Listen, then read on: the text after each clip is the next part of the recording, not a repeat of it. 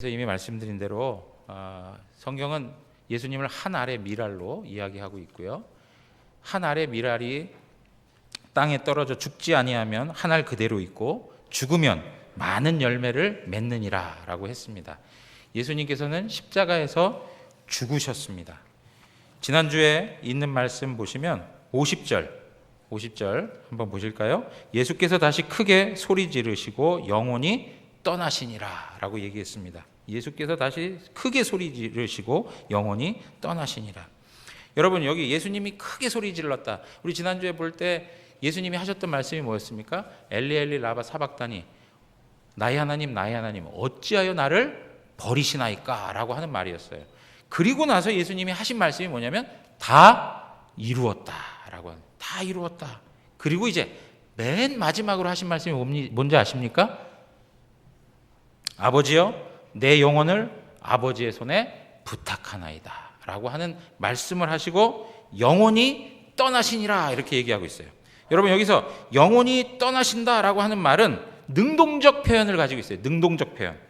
자기 자신의 생명을 능동적으로 적극적으로 버리시는 예수님의 의지를 표현해 주고 있는 것이죠. 이 말은 무슨 뜻이냐면 예수님께서 철저히 하나님의 뜻에 순종하셨다는 거예요. 능동적으로 순종하셨다는 것을 보여주고 있는 거예요.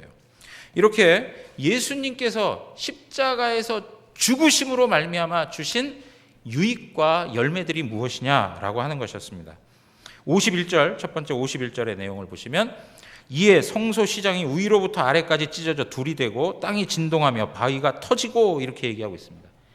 여러분, 성소의 시장이 위로부터 아래까지 찢어졌다라고 얘기하죠. 성전에는 두 종류의 시장이 있습니다. 첫 번째는 제사장의 뜰에서 성소로 들어가는 그런 측면의 그 시장이 하나가 있고요. 또 지금 우리 어린이 설교 때 이야기한 것처럼 성소에서 지성소로 들어가는 시장이 있습니다. 두 가지 시장이 있어요. 그래서 사실 이게 시장이 위에서 아래로 찢어졌다라고 하는 것을 어떤 사람들은 이 첫 번째 시장이 찢어진 거라 이렇게 이야기하는 분들도 있고요. 어떤 분들, 우리 주로 들었던 거는 무엇입니까? 이 성소와 지성소의 시장이 찢어진 것이다 이렇게 얘기 들었죠. 그것도 그 성경적으로 다 맞는 이야기인데요.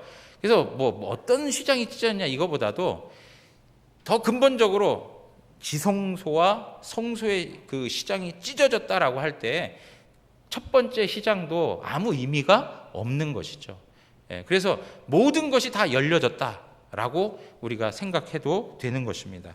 여러분, 이런 측면에서 이 구분이, 이러한 구분, 지성소, 성소, 이런 구분이 왜 생겨났느냐 이거예요. 그 이유는 우리의 죄 때문에 하나님의 거룩하심 앞에 나갈 수 없는 우리의 죄, 그 죄 때문에 우리는 하나님 앞에 감히 나갈 수가 없는 존재가 되었고 일반인 출입금지라고 하는 그러한 표를 우리가 늘 읽어가면서 살아야만 했던 것이죠. 그래서 여러분, 하나님께서 은혜로이 하나님 앞에 나올 수 있도록 마련해 주신 방편이 무엇이었습니까? 바로 성막이고 성전이었던 것이죠. 그래서 제사를 드릴 때에 나의 죄를 속하기 위해서 짐승들을 잡아가지고 그 피를 제단에 뿌림으로 말미암아 하나님 앞에서 연락받는, 그런데 그것도 내가 직접 나가서 할 수 있는 것이 아니라 누가요? 제사장이나 더 나아가서는 대제사장 같은 경우에는 지성소에 들어가게 되는 일이 있는데 언제요? 1년에 딱 한 번 대속죄일에 그 백성들을 대신해서 하나님의 거룩하신 임재 앞에 나아가는 것이죠. 그러니까 누구에게나 열려 있지 못했던, 하나님이 허락한 방식 안에서만 제한적으로 허용된 이러한 모습으로 있었다는 것입니다. 그런데 예수님께서 십자가에서 죽으시자마자 그 시장이 위에서 아래로 완전히 찢어져 버렸다 이렇게 얘기하는 것이죠. 히브리서 10장 19절에서 20절 다시 한번 우리 읽도록 하겠습니다. 그러므로 형제들아, 우리가 예수의 피를 힘입어 성소에 들어갈 담력을 얻었나니 그 길은 우리를 위하여 시장 가운데로 열어놓으신 새로운 살 길이요 시장은 그의 육체니라. 여러분, 성전에 있는 모든 것들은 전부 예수 그리스도를 상징하는 데 쓰여집니다. 구원의 은혜를 설명하는 데 다 쓰여집니다. 그런데 오늘 히브리서 저자는 뭐라고 얘기하냐면 휘장이 뭘 상징한다고요? 예수 그리스도의 육체를 상징한다 그래요. 그러니까 예수 그리스도께서 십자가에서 완전히 찢기시면서 죽으시니까 그것을 상징하던 그 휘장도 위에서 아래로 완전히 찢어져서 그 가로막혔던 길이 활짝 열리게 되었다라고 이야기하는 것입니다. 여러분, 이러한 내용들을 보면 이제 마태의 관심은 사실 마태가 마태복음을 기록할 때 대부분의 독자를 누구를 생각하고 한 것입니까? 유대인들을 생각하고 글을 쓴 거예요, 사실. 그러나 마태는 그냥 유대인들의 관점에서 끝나는 것이 아니라 더 나아가서 이방 모든 열방에 있는 사람들에게 이 복음서를 쓰고 있는 거예요. 왜 그러냐면 마태복음 28장 후반부에 가서 보시면 우리가 잘 아는 말씀이지만 모든 족속과 열방에 가서 복음을 증거하라고 하는 사명이 부여돼요. 그러니까 지금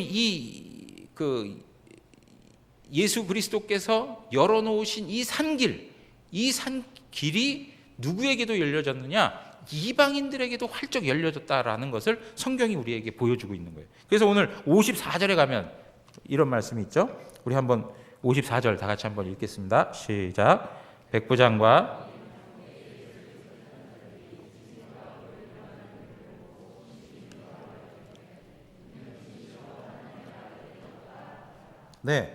백부장과 및 함께 예수를 지키던 자들, 대부분 로마 군사들이죠. 그들은 이방인이었습니다. 그럼에도 불구하고 그들이 일어나는 모든 것들을 보고 나서 하나님의 아들이셨다라는 고백을 하게 돼요. 그리고 이러한 관심사는 결국에는 모든 열방 가운데 다 열려져 있음을 설명해 주고 있는 것이죠. 사랑하는 성도 여러분, 에베소서 2장 12절에서 18절에 있는 말씀 가운데 12, 13절 가서 한번 보시면, 그때 너희는 그리스도 밖에 있었고 이스라엘 나라 밖의 사람이라 약속의 언약들에 대하여는 외인이요 세상에서 소망이 없고 하나님도 없는 자이더니 이제는 전에 멀리 있던 너희가 그리스도 예수 안에서 그리스도의 피로 가까워졌느니라. 예수 그리스도의 피로 유대인과 이방인이 하나 될 수 없었던 그 처지에서 하나 되었다라고 얘기하는, 가까워지게 되었다 뿐만 아니라 하나님하고의 관계도 그 길이 열리게 되었다는 것이죠. 자, 그래서 18절 가서 보시면, 이는 그로 말미암아 우리 둘이 한 성령 안에서 아버지께 나아감을 얻게 하려 하심이라. 예수 그리스도께서 십자가에서 죽으신 그 모든 일들은 유대인이나 이방인이나 모두가 하나님 아버지께 나아가도록 하기 위해서다라고 말씀하고 있는 거예요. 그러니까 여러분, 예수님께서 십자가에서 죽으신 그 구속의 행위는 우리의 죄를 사함으로 말미암아 우리가 하나님 아버지 앞에 나아갈 수 있게 하기 위함이죠. 네. 여러분, 예수 그리스도 안에 있는 모든 자들은 세상의 조건이나 세상의 기준과 관계없이 하나님 앞에 나갈 수 있습니다. 지금 미국은 조지 플로이드라고 하는 사람의 문제로 인해서 인종차별에 대한 그 시위들이 계속 일어나고 있는데요. 여러분, 우리가 인간의 죄성을 가지고 있기 때문에 끊임없이 서로 분리시키고 찢어놓고 갈라놓는 일을 끊임없이 합니다. 세상이 여러 조건 가지고 다 나눠놔요. 그게 죄성에서 나오는 거예요. 그런데 그리스도 예수 안에 있는 자들은 백색인이든 흑색인이든 황색인이든 상관없이 그리스도 안에서 하나님 아버지 앞에 나갈 수 있는 것이죠. 내가 배웠거나 못 배웠거나, 내가 가난하거나 부하거나, 내가 건강하거나 병약하거나 관계없이 그리스도 예수 안에 있으면 누구든지 하나님의 거룩하신 임재 앞에 나갈 수 있게 되었다는 거예요. 그 거룩하신 하나님을 향하여 낯을 들고 그분을 바라볼 수 있는 자리에 섰다는 것, 이것이 엄청난 영광스러움이 있다는 것을 우리가 알아야 되는 것이죠. 요한복음 14장 6절에는 내가 곧 길이요 진리요 생명이니 나로 말미암지 않고는 아버지께로 올 자가 없느니라. 사랑하는 성도 여러분, 예수 그리스도가 우리의 생명이요 진리요 길이 되십니까? 우리가 그분이 아니고는 하나님 앞에 나갈 길이 없다는 것을 알고, 그리고 그분으로 인하여서 우리가 하나님 앞에서 하나님 자녀가 되었다는 것, 이것이 우리에게 복음이라는 것을 아주 깊이 인식해야 할 것입니다. 그런데 여러분 보세요. 이렇게 주님 앞에 나아가는 자들, 주님 앞에 나간다라고 하는 건 뭐냐면 예배자가 된다는 거예요. 예배자가 된다. 이 예배자가 되는 이들의 삶에 나타나야 되는 특징이 있어요. 그냥 나는 하나님 앞에 나가니까 하고 그냥 무조건 내 삶의 방식대로 살고 내 뜻대로 사는 게 아니라 하나님 앞에 나가는 자로서, 하나님을 예배할 수 있는 자로서 그에게 나타나는 영적 특질이 있다는 거예요. 그게 뭐냐? 히브리서 10장으로 한번 가서 보겠습니다. 히브리서 10장 21절에서 25절 말씀인데요.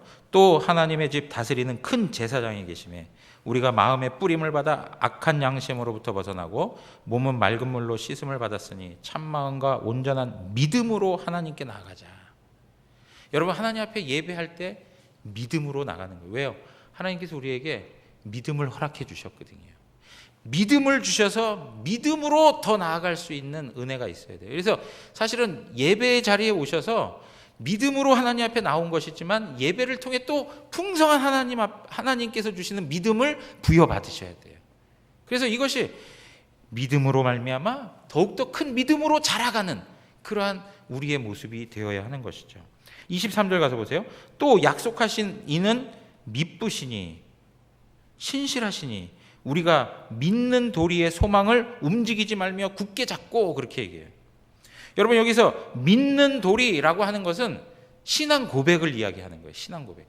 공적인 교회가 가지고 있는 신앙 고백.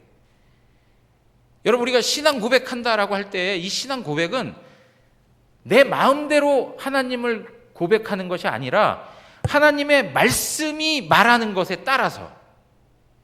그래서 신앙 고백은 철저히 교리적이어야 하는 거예요. 하나님 말씀을 떠난 신앙 고백은 있을 수 없는 거예요.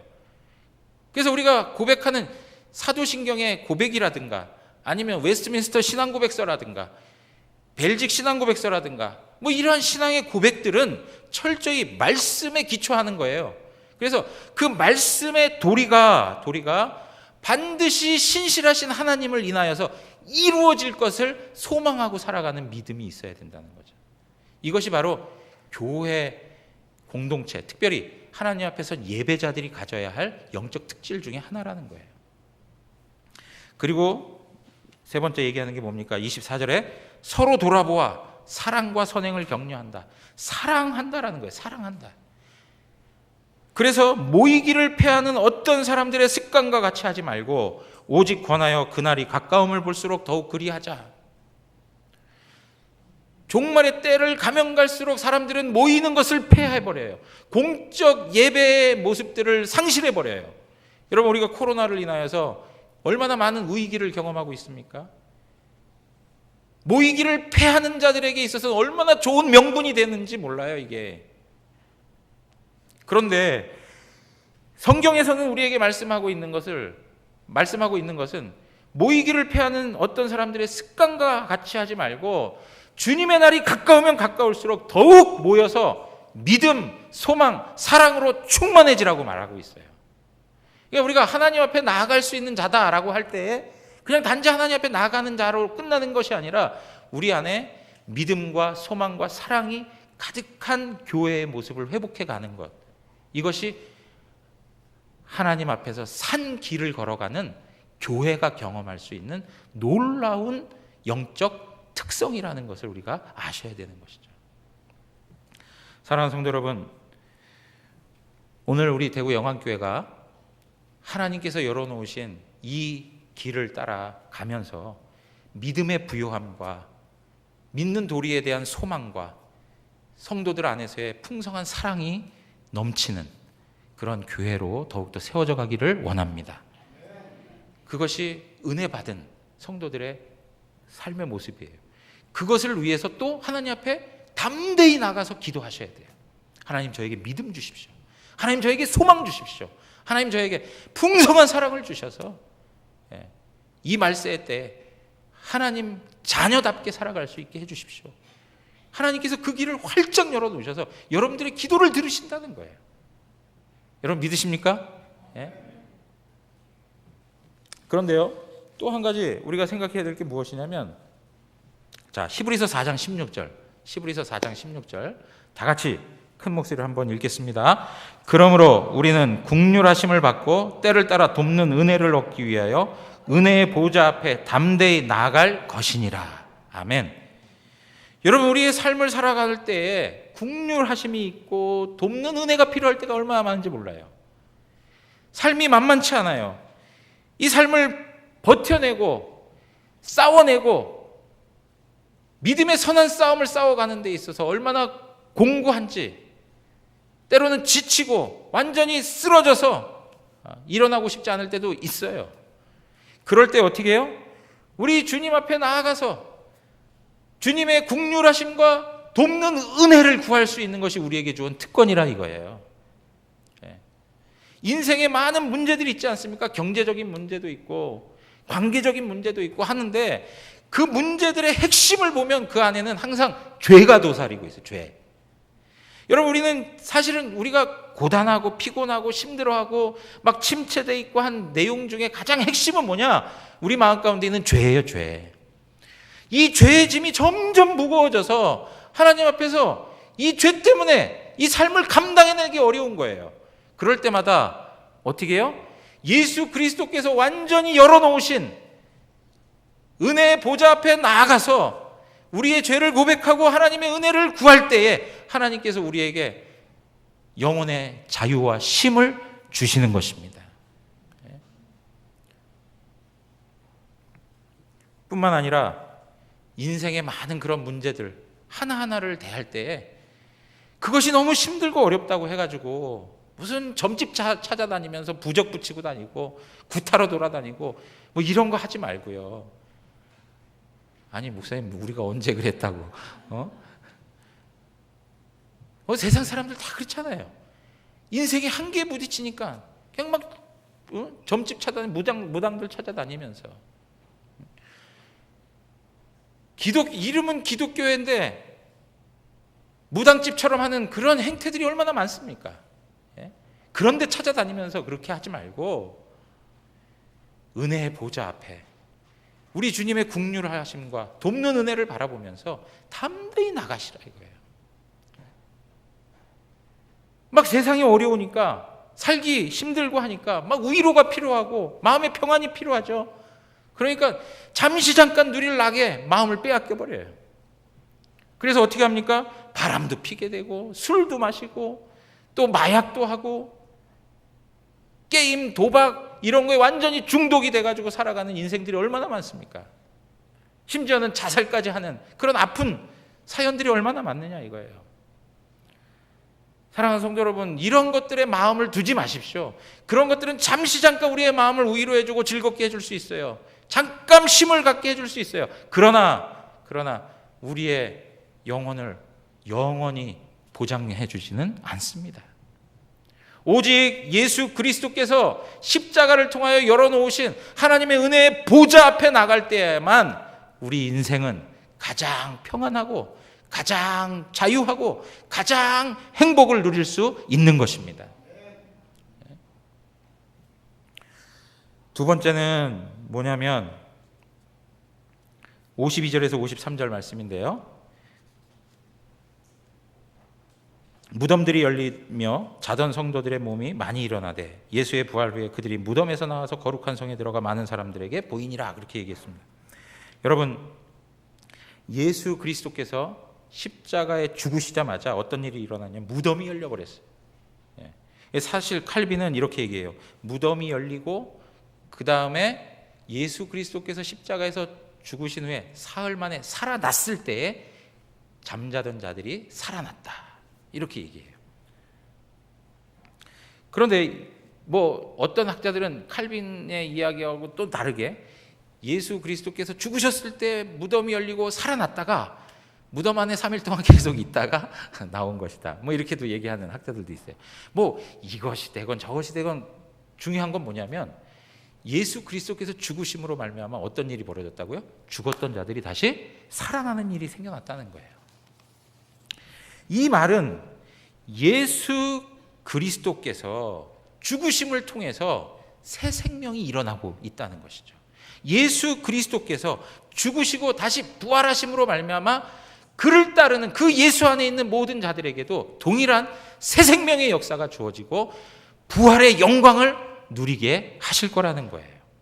고린도전서 15장 20절에 보면 그러나 이제 그리스도께서 죽은 자 가운데서 다시 살아나사 잠자는 자들의 첫 열매가 되셨도다. 사망이 한 사람으로 말미암았으니 죽은 자의 부활도 한 사람으로 말미암는도다. 아담 안에서 모든 사람이 죽은 것 같이 그리스도 안에서 모든 사람이 삶을 얻으리라. 예수 그리스도가 죽으심으로 말미암아 모든 사람들이 삶을 얻었다는 거죠. 사랑하는 성도 여러분, 이것이 하나님이 우리에게 두신 영적 원리예요. 예수 그리스도가 죽으셨을 때 많은 사람들이 살아났던 것처럼 우리도 예수 그리스도의 십자가를 묵상하여서 우리의 옛 자아가 죽으면 죽을수록 내 영이 살아나요. 그리고 내 가정이 살아나고 또 교회가 살아나고 이 나라와 민족이 살아나는 거예요. 사랑하는 성도 여러분, 예수 그리스도의 십자가의 죽음을 묵상하십시오. 살려고 하는 것을 자꾸 생각하고 어떻게 하면 남부럽지 않게 살까? 어떻게 하면 세상 사람들 앞에서 자랑할 것 없을까? 그리고 어떻게 하면 더 풍성하게 삶을 살아갈 수 있을까? 재미를 보며 살아갈 수 있을까? 여러 가지 사는 데에만 관심이 많아요, 우리는. 그런데 여러분, 진실로 예수 그리스도의 제자라면 진정으로 예수 그리스도의 죽으심을 묵상해 가셔야죠. 매일의 삶에서 예수 그리스도의 십자가의 죽으심을 묵상하면서 내 자아를 죽여야죠. 그리고 어떻게 해요? 내 안에 하나님의 성령이 살아 역사하시도록 해야죠. 사랑하는 성도 여러분, 이 한 주간 그리스도의 죽음을 깊이 묵상하십시오. 그리고 내 자아가 그 십자가에 단단히 못 박혀서 죽고 하나님의 영이 살아나고 하나님이 높임 받으시는 우리의 모습이 되기를 바랍니다. 세 번째는 55절에서 56절에 있는 말씀입니다. 거기 어떤 내용이 있습니까? 갈릴리에서부터 따라온 많은 여자들, 예수를 섬기며 갈릴리에서부터 따라온 많은 여자들이 있다, 이렇게 얘기합니다. 여러분, 여기에 보면 정말 이 여인들에 대해서 묘사하는 표현이 참 아름다워요. 섬기는 자들이고 따라오는 자들이고 바라보는 자들이에요. 섬기고 따라오고 바라봐요. 그런데 예수님이 좋을 때만 섬기고 예수님이 좋을 때만 따라다니고 예수님이 좋을 때만 바라봤던 게 아니에요. 예수님이 가장 큰 고난 중에 있을 때, 예수님이 십자가에서 죽으셨을 그 순간에도 그들은 예수님을 섬기려고 했고 예수님을 따라왔고 예수님을 바라보고 있는 거예요. 여러분, 진정한 제자가 누구입니까? 제자는 예수님 스승을 닮아가는 자예요. 제자는 스승을 따라가는 자예요. 섬기는 자예요. 주님을 섬기는 자예요. 여러분, 예수님과 함께 했던 그 12명의 제자들이 다 어디 있습니까, 지금? 그들은 온데간데 없습니다. 그러나 이 여인들이 그 자리를 대신하여서 예수님을 섬기고 따르고 그를 끝까지 지켜보고 있어요. 사랑하는 성도 여러분, 여러분들이나 저나 하나님 앞에서 늘 고백하는 것이 우리는 예수의 제자라고 고백을 하고 있습니다. 그러면 끝까지 섬기고 끝까지 따르고 끝까지 바라보는 그런 영적 실력이 있어야 되지 않겠어요? 예수님의 상태가 달라지니까 예수님이 지금 가지고 있는 조건이 이전의 모습과 너무나도 다르니까 그냥 다 떠나버렸던 제자의 모습과는 다르게 이 여인들은 끝까지 주님을 섬기는 거예요. 우리 대구 영안교회가 하나님 앞에서 참다운 제자들로 세워지는 은혜가 있기를 원합니다. 그리고 이 여인들이 이러한 헌신을 통해서 하나님께서 허락해 주신 복이 무엇이냐? 여러분 좀 전에도 말씀드렸지만 1세기 이 당시에는 여성들이 자격이 없었어요. 가치가 없었어요. 그래서 어떤 사건을 목도하고 나서도 증인으로서 설 수가 없었어요. 재판정에 증인으로서 나올 수 없었어요. 여성들의 말을 믿어주지 않았어요.